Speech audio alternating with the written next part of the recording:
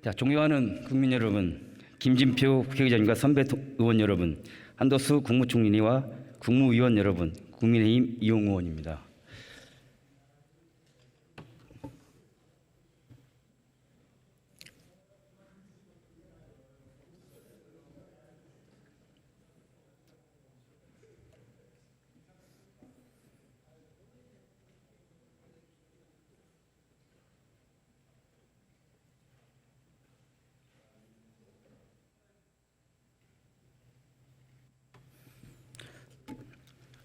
먼저 한덕수 총리 질문 드리겠습니다. 앞으로 좀 나와주시기 바랍니다.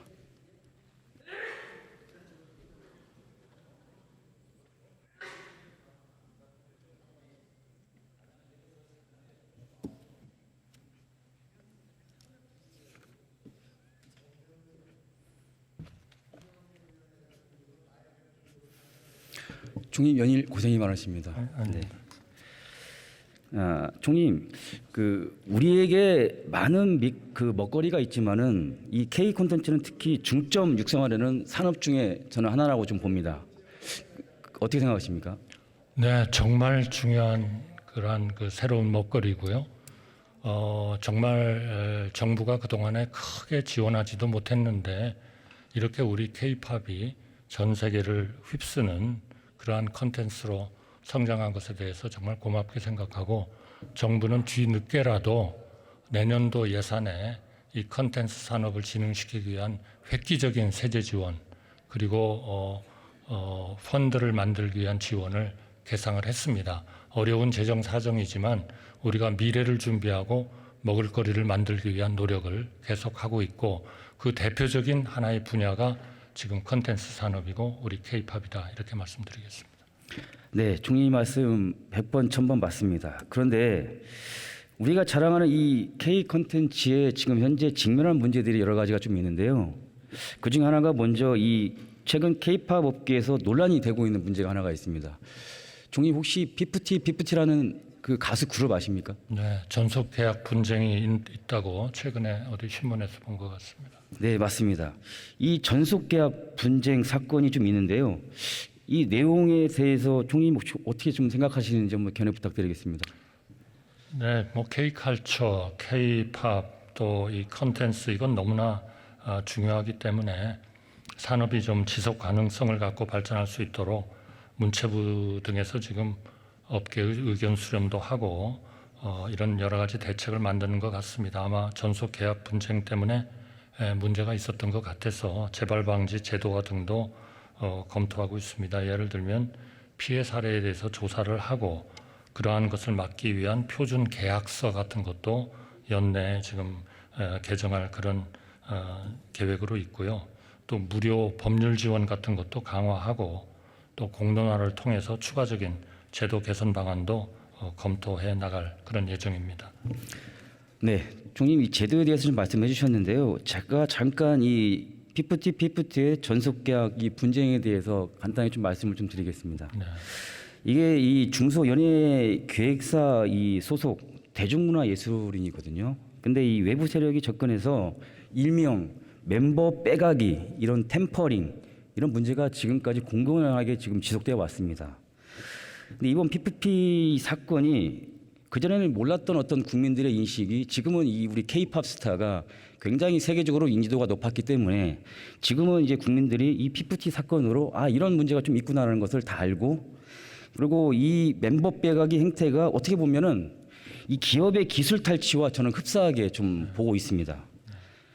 이 중소기업에서 이 규모가 작은 이 회사일수록 이 가수의 한 사람은 회사가 보유한 유일한 자산이고, 그리고 핵심 기술과도 같습니다. 심지어는 이 중국이나 미국 등 이 외국 자본까지 이제 끌어들어서 우리의 어떤 길러낸 이 가수 또는 연예인들을 빼가는 상황들이 굉장히 이제는 좀 오픈되어 있는 상황인 것 같습니다. 그래서 이 기술 탈취와 해외 유출 문제까지 좀 우려가 되는데요. 결국 이 K-팝 이 산업 발전을 저해될 것이라고 이 K-팝 이 종사자분들도 굉장히 좀 걱정이 많습니다. 그래서 다시 한번 이 보호 대책이 좀 필요하다고 보는데요. 총리, 이 보호 대책에 대해서 한 번 더 강구하시면 어떻겠습니까? 네, 의원님 말씀대로 정말 이 멤버를 빼간다든지 또는 어느 예술가가 정말 잘 만든 그런 컨텐츠를 제대로 보호받지 못하고 불법 유통을 한다든지 이런 문제가 궁극적으로는 앞으로 우리의 미래의 먹거리인 이 컨텐츠 산업을 굉장히 죽이는 그러한 요인으로 작용할 가능성이 많습니다. 그래서 일단 정부로서는 7월 31일 날 이 유통 문제와 연관해서는 K 컨텐츠 불법 유통 근절 대책을 발표를 했습니다. 불법 사이트도 신속 차단하고 국제 공조도 강화하고 징벌적 손해배상제 같은 것도 범정부 차원에서 대응을 검토 중에 있습니다. 네, 총리님, 그러면 끝으로 좀 한 가지만 좀 당부드리겠는데요. 총리님께서는 지금 총리이자 지금 지식재산위원회 위원장으로 지금 계시지 않습니까? 네. 그렇기 때문에 지식재산위원회 이 차원에서 어떻게 보면 K 콘텐츠 기업이 가진 기술력과 IP를 보호하는 방안, 이 수립이 절대적으로 좀 필요하다고 보는데 이거 어떻게 좀 가능하겠습니까? 네, 뭐 항상 그런 문제를 우리 사무국에서 고민을 하고 있고 또 위원들끼리도 논의를 많이 하고 있습니다만 그 문제를 한번 특별히 위원회가 다루어야 할 과제로 다시 한번 정리해서 좀 좋은 정책을 만들고 확정하도록 하겠습니다. 네, 말씀 감사합니다. 총님 들어가셔도 좋습니다. 다음 이조 교육부총리 좀 나와주시기 바랍니다.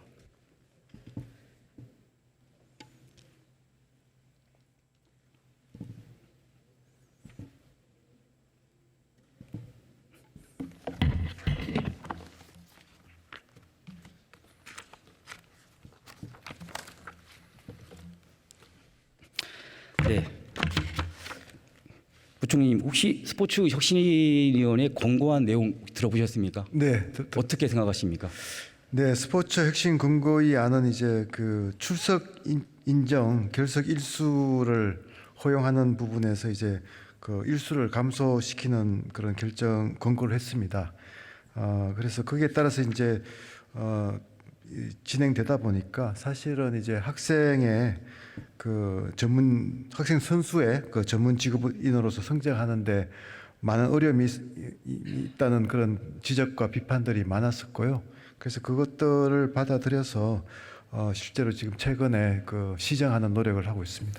예, 제가 간략하게 좀 스포츠 혁신이 권고안에 대해서 좀 말씀을 드리자면요. 네네. 뭐 제가 현장에 있었기 때문에 누구보다도 좀 잘한다고 좀 판단됩니다. 자, 스포츠 혁신이 권고안은 이 문재인 정권 당시인 2019년 2월에 이제 출범했습니다. 이 스포츠 혁신위의 권고안은 193일 만에 만들어진 졸속 탁상공론의 결과물이라고 저는 생각을 해요. 스포츠인들은 이 스포츠 권고안을 보고 이렇게 좀 얘기합니다. 문재인 정권의 스포츠 최악의 어떤 이 스포츠 정책이지 않나라고 지금 이렇게 좀 말하는데요. 이 내용들을 보면 이 최저학력, 그다음 미달 선수들의 대회 출전 어떤 제한, 그다음에 합숙소 전면 폐지, 그다음에 주중대회 참가 금지, 이런 것들은 어떻게 보면 학습권 보장이라는 말로 선수들의 운동할 권리를 굉장히 침해하는 부분입니다. 근데 이제 가장 이 우리 사회에서 심각했던 부분이 이 3년 전에 대한민국의 탁구 이 신동희 신유빈 선수라고 혹시 아십니까, 총님? 네. 네네. 그 선수 역시 문재인 정부의 졸속 스포츠 혁신위원회 권고안으로 고교 진학을 포기하고 실업팀으로 바로 입단해야만 했습니다. 그래서 이 문재인 정부는 말로는 학생 선수의 학습권 보장을 좀 얘기를 하지만은 실제적으로 결국은 학생 선수의 운동권 보장을 짓밟는 것이라고 저는 봅니다. 부총님 어떻게 생각하십니까? 네, 말씀 주신 대로 이제 학습권도 중요하지만 그 운동권 또 직업인으로서의 그런 이제 성장할 수 있는 선택권, 자유 권한도 되게 굉장히 중요하다고 생각합니다. 그래서 이런 부분에서 균형을 맞출 필요가 있다 그렇게 생각합니다. 자, 그러면 이제 PPT 화면 좀 보시겠습니다. 자, 이 PPT 화면은요, 문재인 정부의 스포츠 혁신이 권고안에 만약에 따랐다면 학생 선수들의 출석 일수도 스포츠계의 생태계 모두 파괴됐을 겁니다. 자, 문재인 정부 혁신이 권고안 2023년 기준이었습니다. 초등학교 0일, 중학교 0일, 고등학교 11일이었습니다. 자, 학생 일수가 0일이었다면은 하지만은 또 진학 문제에 있어서 대회가 유치가 되잖아요. 그렇다면 이 학생 선수들이 어떻게 대학 진학을 위해서 경기를 할까요? 저는 어른으로서 도저히 이해가 안 되거든요. 자, 근데 다행히 자, 윤석열 정부에서는 학생 선수들의 진로 선택권 보장하기 위해서 올해부터 출석 인정 일수를 확대했습니다. 맞죠? 네, 맞습니다. 네. 네. 하지만 이건 역시 부족하다는 어떤 현장의 목소리가 계속 좀 들려오고 있어요. 그래서 총님, 이 현장의 목소리를 좀 반영해서 이 출석 인정 일수 좀 2024년도에 확대를 고려할 계획이 좀 있습니까? 예, 저희가 검토하고 있습니다.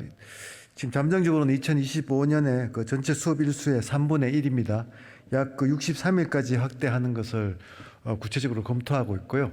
그 검토 과정에서 이제 뭐 결과들 지금까지 해왔던 이제 확대 그 결과들을 좀 종합적으로 검토할 필요가 있습니다. 그래서 그런 거에 바탕을 두고 2025년에 전체 수업 일수의 3분의 1, 약 63일까지 확대가 가능한지를 면밀히 검토한 이후에 실시하도록 그렇게 하겠습니다. 너무 기쁜 소식입니다. 현장에 학생 선수나 학부모들이 듣는다면은 오늘 진짜 만세를 부를 것 같습니다. 네, 부총님, 우리 윤석열 정부에서는 국가가 학생 선수들의 권리와 자유를 침해하는 일은 저는 없어야 된다고 봅니다. 그래서 이 부분 다시 한번 총님 마지막으로 한 말씀 하시고 좀 들어가지 바라겠습니다. 네, 학생의 학습권도 중요하지만 그 학생의 직업 선택권 권리 또 운동할 권리와 자유도 동시에 중요하다고 생각합니다. 그래서 이 균형을 잘 맞추는 국가의 노력이 필요하고요. 그런 면에서 오늘 그 의원님께서 지적하신 그 방안을 긍정적으로 또 적극적으로 검토해서 앞에서 말씀드린 그런 저희 목표치에 도달할 수 있도록 최대한 노력하도록 하겠습니다. 네, 말씀 감사합니다. 들어가 주셨습니다. 자, 이동관 방송통신위원회 위원장님 앞으로 나와 주시 바랍니다.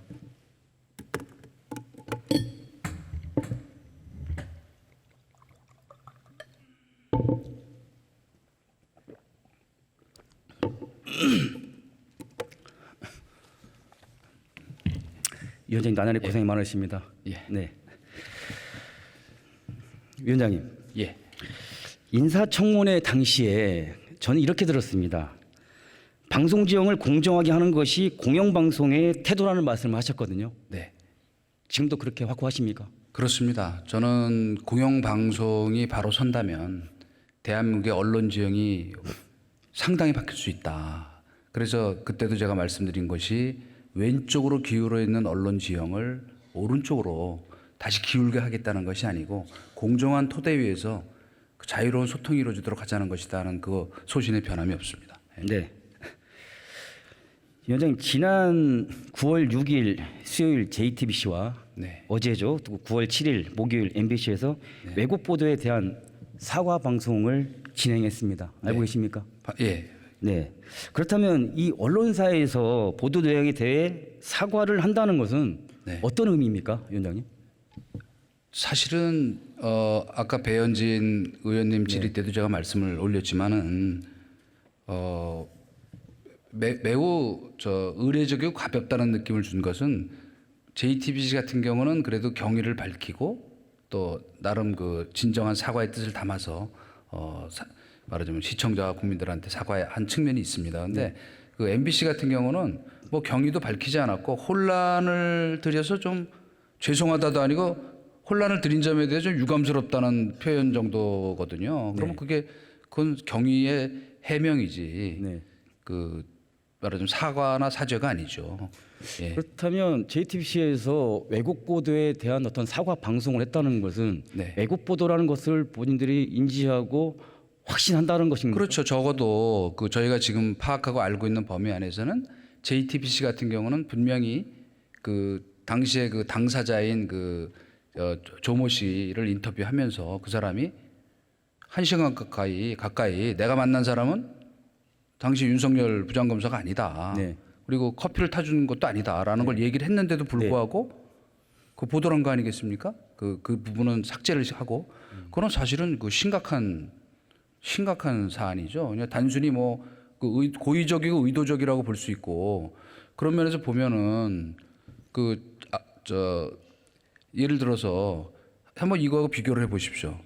그 2004년에 BBC에서 사장과 이사장이 동시에 사퇴를 한 사안이 있었습니다. 많이 알려져 있는 일이지만은 그게 뭐냐면 이라크 전쟁 발발할 때 그 유명한 이른바 대량 살상 무기가 이라크에 있다는 거를 사실 그 미국에서도 백악관에서 그걸 흘렸다 그래갖고 뭐 나중에 정치적 무리가 빚어졌지만 영국도 거기에 가세를 해서 BBC가 확인한 그걸 보도했다.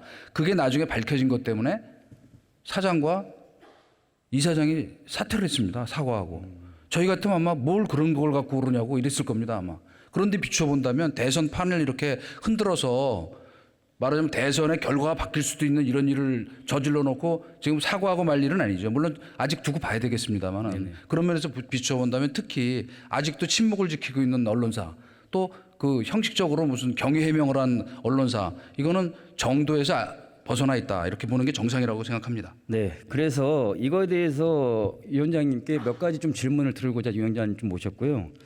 자, 요즘 연일 그 위원장이 말씀하신 대로 언론에 오르내리는 인물이 있습니다. 두 명의 인물이죠.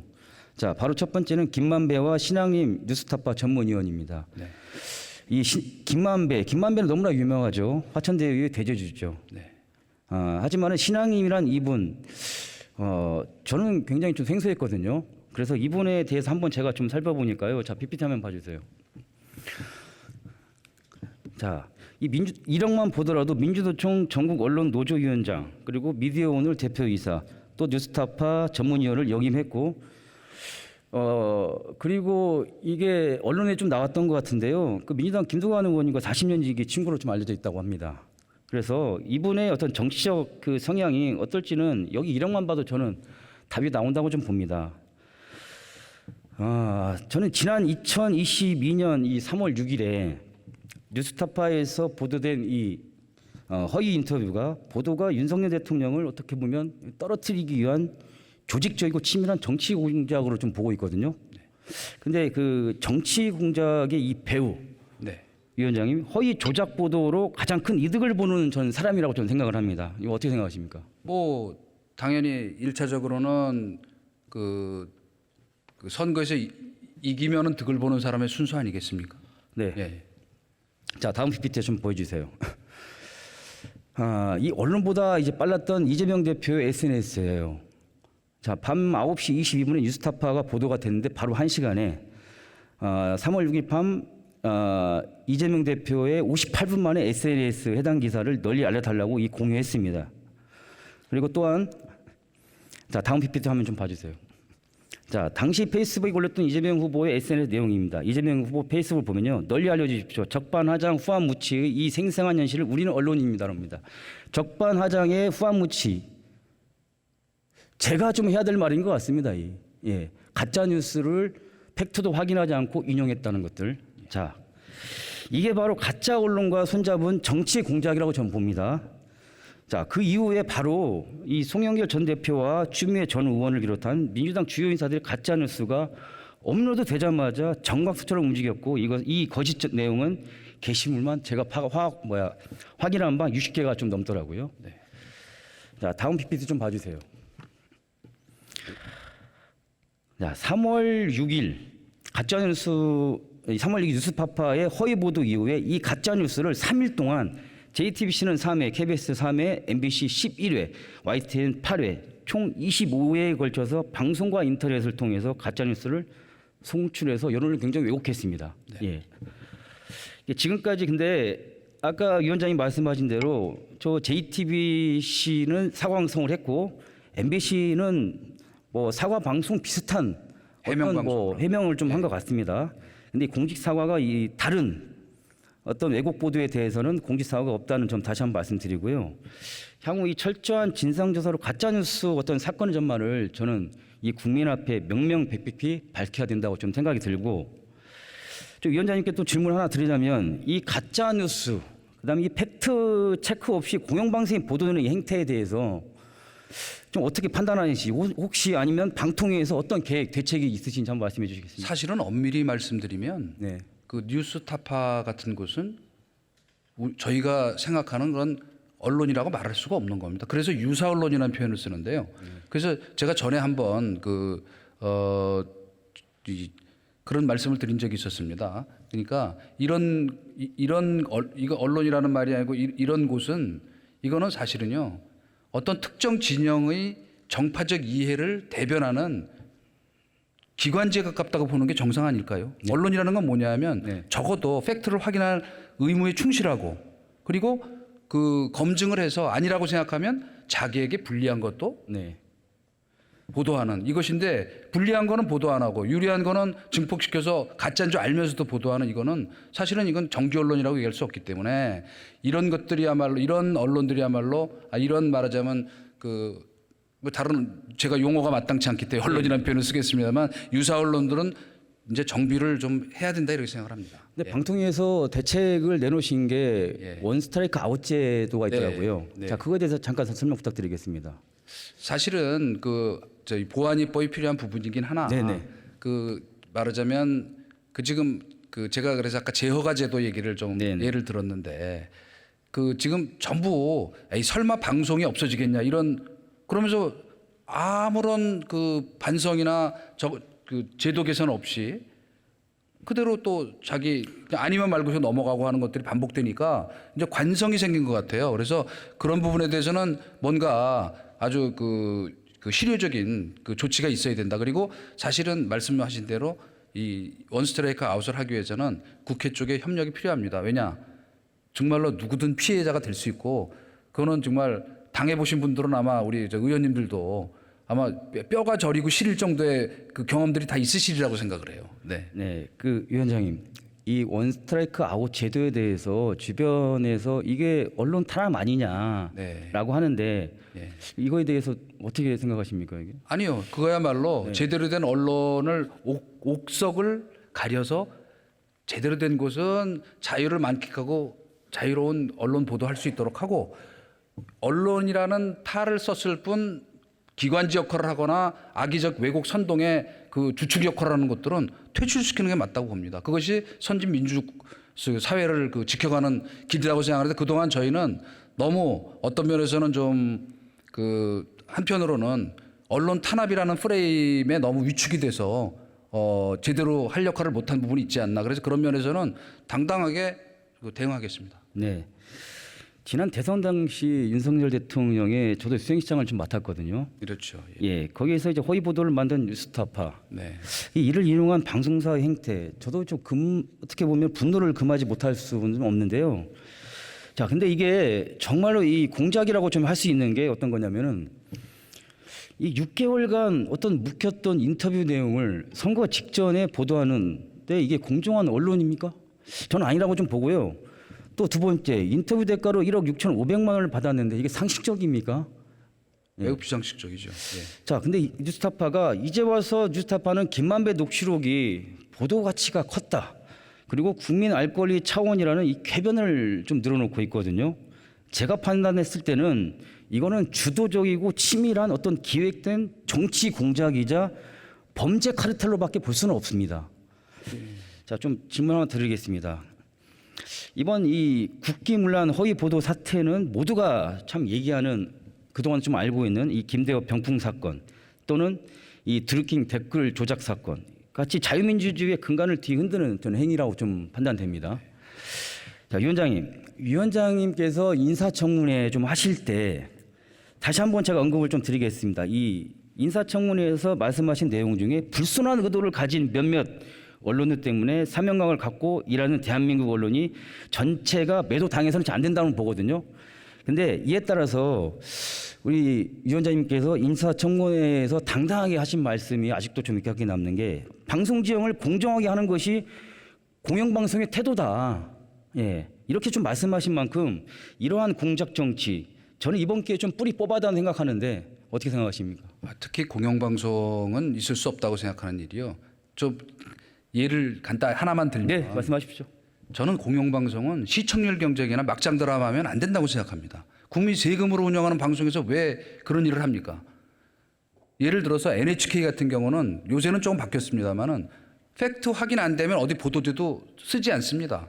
그러니까 대체로 국민들이 재미가 없죠, 당연히. 그러나 시청률 경쟁을 안 하기 때문에 국민들이 그래도 뭐 NHK나 BBC에 나면은 사실에 근접한 모양이구나. 이렇게 생각하는 그런 정도의 신뢰는 갖고 있어야 공영방송이고 국민들이 준 조세에 가까운 시청료 내는 거 아닐까요? 네. 그러면 아마 저는 90% 이상 저 자발적으로 내리라고 생각합니다. 그런 신뢰가 회복이 된다면. 네. 네, 말씀 감사합니다. 들어가 주셨습니다.